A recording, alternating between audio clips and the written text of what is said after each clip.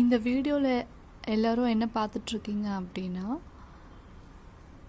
மரம் வளர்க்குறது எவ்வளோ யூஸாக இருக்குது, நமக்கும் யூஸாக இருக்கும், ப்ளஸ் பேர்ட்ஸ்க்கும் ரொம்ப யூஸாக இருக்கும்.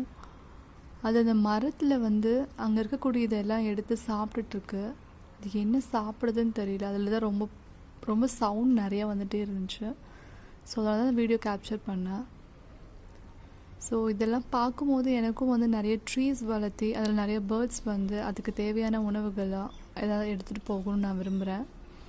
ஸோ இதை நான் உங்களுக்கு ஏன் நான் இந்த வீடியோ ஷோ பண்ணுறேன்னா, நீங்களும் ஒவ்வொரு மனுஷங்களும் உங்களால் முடிஞ்சு அட்லீஸ்ட் 1 or 2 ட்ரீஸாவது வீட்டுக்கு பக்கத்தில் இந்த மாதிரி ஒரு பெரிய மரமாக வளர்த்துனீங்கன்னா அதில் நிறைய பேர்ட்ஸ் நல்லா சாப்பிட்டுட்டு அதுங்களுக்கு தேவையான இதெல்லாம் எடுத்துகிட்டு போகும். பாருங்கள், ஒரு காக்கா பாருங்கள், அது வாயில் ஏதோ ஒரு இது வச்சுட்டு பாருங்கள் பார்த்துட்டே இருக்குது.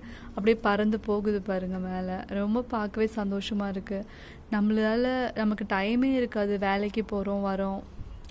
ஒவ்வொரு டைமும் காக்காவுக்கு இந்த மாதிரி ஏதாவது குருவிங்களுக்கு சாப்பாடு வைக்கிறதுக்கு முடியாது. எல்லாருக்குமே அந்த மாதிரி பிஸி ஷெடியூலில் இருக்கும்.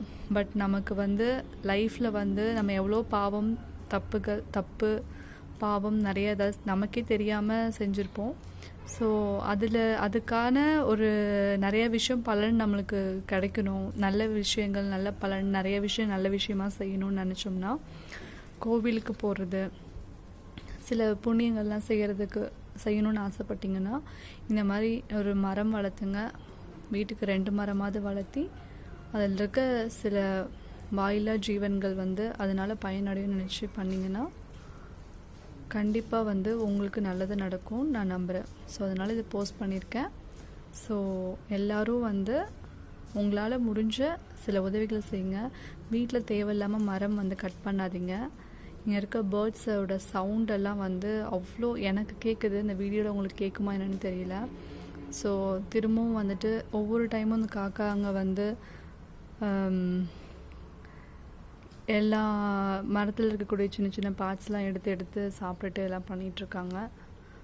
சாப்பிட்றாங்க, இல்லை எடுத்துகிட்டு போகிறாங்க, ஏதோ அவங்களோட ஆக்டிவிட்டீஸ் பண்ணுறாங்க. அது பார்க்கும்போது எனக்கே கண்டிப்பாக நான் வீட்டுக்கு பக்கத்தில் செடி வளர்த்தி ப்ளஸ் ஒரு கப்பு ஒரு கப்பில் ஒரு சின்ன ஒரு வெசலில் தண்ணி வைக்கணும்.